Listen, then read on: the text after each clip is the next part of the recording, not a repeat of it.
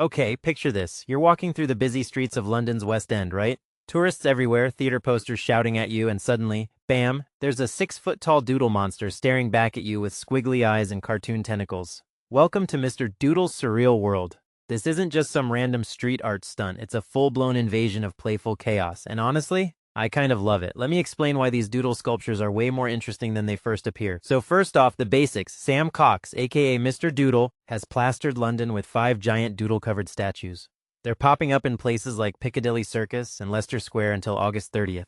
But here's what immediately stands out to me. This isn't just slapping art in public spaces for shock value. The guy's built an entire career around turning blank canvases into chaotic doodle universes, from coffee mugs to entire buildings. And now he's doing it with sculptures that literally tower over you.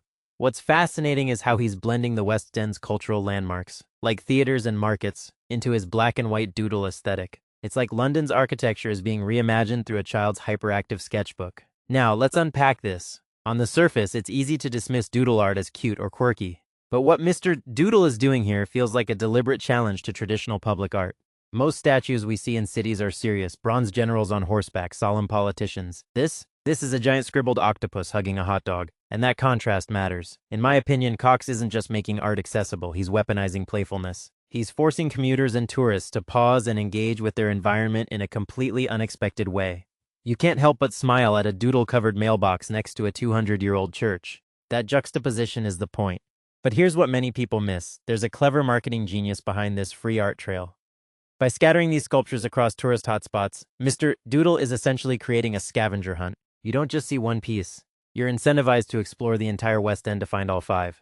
It's like Pokemon Go, but with actual cultural value. And let's be real, post-pandemic London could use this kind of foot traffic boost. Theaters and restaurants surrounding these sculptures are getting free promotion through the art itself.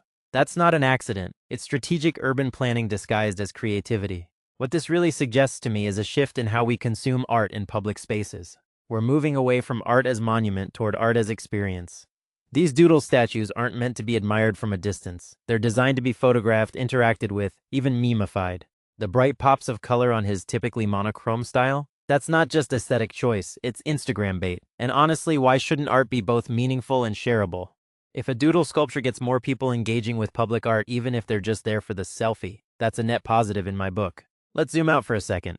There's a bigger conversation here about who gets to define urban aesthetics.